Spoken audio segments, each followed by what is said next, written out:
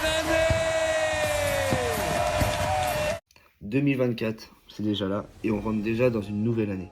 Le XXe siècle, il s'éloigne de plus en plus de nous, donc progressivement. Donc les années passent de plus en plus, et les grands de ce siècle dernier, ils partent pour l'au-delà. Les figures françaises et internationales ont marqué dans les cultures, que ce soit dans le cinéma, la musique, le théâtre et d'autres domaines artistiques. Alors, en France, on a une de ces figures que l'on adore autant hier qu'aujourd'hui. C'est Louis de Funès qui nous a quittés il y a pile 41 ans, le 27 janvier 1983.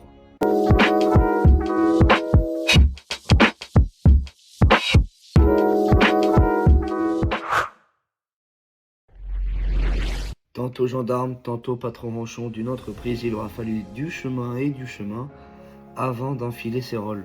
Alors tout commence en 1914, lorsque le petit Louis naît à Courbevoie en France. Il provient d'un père et d'une mère espagnols, et il commence déjà, dès le plus jeune âge, à se faire remarquer aux yeux de ses camarades. Alors, on a tendance à le considérer comme rêveur et taquin. Il a 12 ans à peine, il tente et il s'inscrit au théâtre de son collège, avec une représentation pour les 50 ans de ce collège. Alors, il adore tout de suite et il se plonge directement dans la volonté de perdurer. Alors, après des études secondaires à Paris, il enchaîne les métiers, les petits boulots. Et en septembre 1939, la Seconde Guerre mondiale, elle explose et il est convoqué pour la mobilisation. Mais un petit peu plus tard, on va pouvoir découvrir qu'il a été déclaré inapte pour la suite. Et puis la musique, on peut en parler un petit peu quand même, puisque il a été pianiste de jazz pendant l'occupation à Paris en 1943. Alors ça y est, 1945, la Seconde Guerre mondiale, elle prend fin, tout va pour le mieux, et vient le temps de réaliser ce qu'il préfère, alors c'est se montrer et performer devant les autres. Regardez ce qu'elle a l'air bête, celle-là, les comme ça. Tu deviens fou, Bertrand! Oui, je deviens fou. Oui, je deviens fou. C'est vrai, je deviens fou. Et toi, t'auras pas de dot. Rien. Mais tu n'auras rien. Oui, je deviens fou. Il va enchaîner les petits rôles, les figurations, et les années défilent, et il est petit à petit projeté dans les réalisations avec des grands du cinéma français, comme par exemple Jean-Marie, par exemple. Alors c'est dès les années 60 que Louis va jouer dans des films encore cultes 60 ans après, comme Pouic Pouic, La Soupe aux Choux, La Série des Gendarmes, La Grande Vadrouille, Fort Thomas, Rabbi Jacob, Le Homme Orchestre, etc., etc., etc., etc. S'il fallait faire un top 5 de ces films, totalement rentrés dans la culture populaire, et ben le voici. En 5e position, on a La Grande Vadrouille.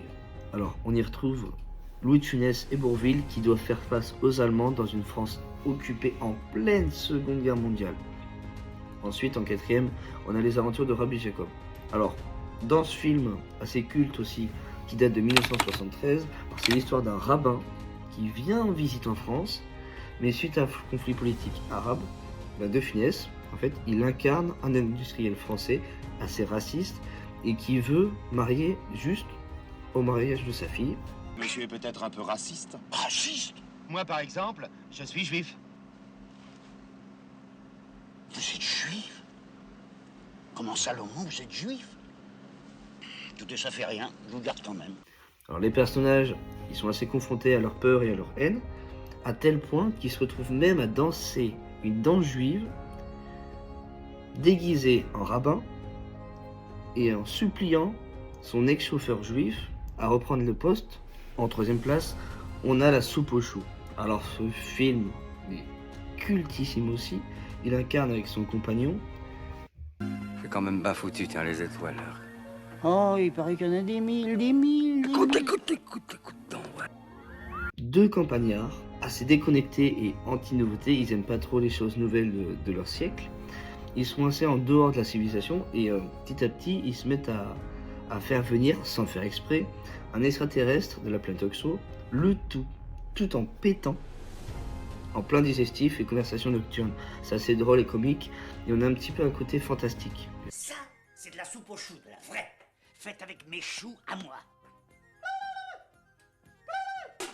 Alors, en 2e place, il y a 2 films ex-aequo, mais qui parlent du même domaine, la gastronomie à la française. Alors, dans ces 2 productions du 7e art, on y avait les aventures d'un patron qui était vraiment réglo, mais complètement, avec l'excellence culinaire à la française.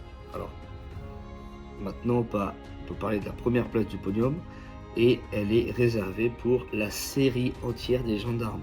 Le plus palpitant, c'est qu'en fait, il y a une variété des thèmes, assez variés, mais tout en étant en relation avec la thématique de la gendarmerie, avec des caricatures bien sûr, made in Saint-Tropez, avec le soleil et tout ce qui va avec.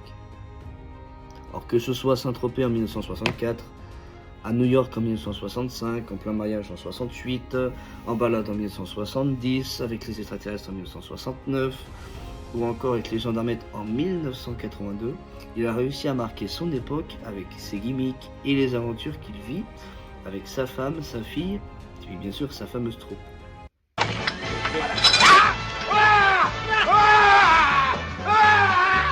Cruchot, c'est chaud! C'est chaud, Cruchot! Excusez-moi, mon acteur! Attendez-vous! Excusez-moi, attendez-vous! Je veux dompter! Dompter! Ah! Cruchot! Cruchot! On rentre! Cruchot. Oui, mon adjudant. Cruchot! Je sache! Cruchot! Cruchot, ici!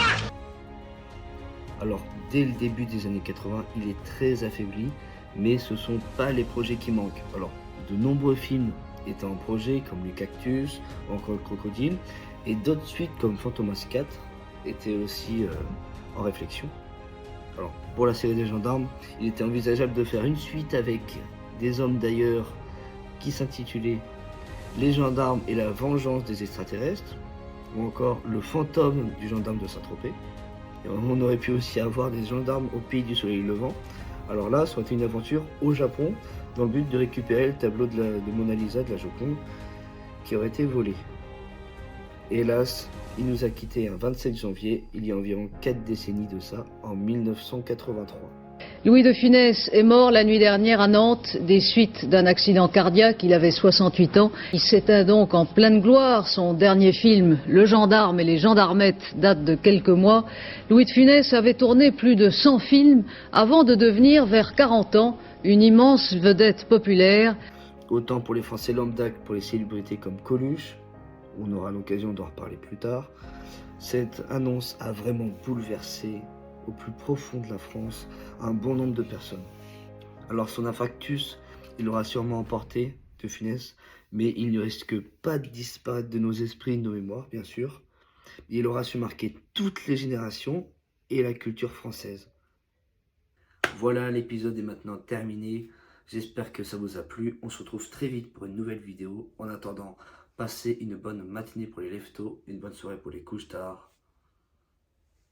Ciao.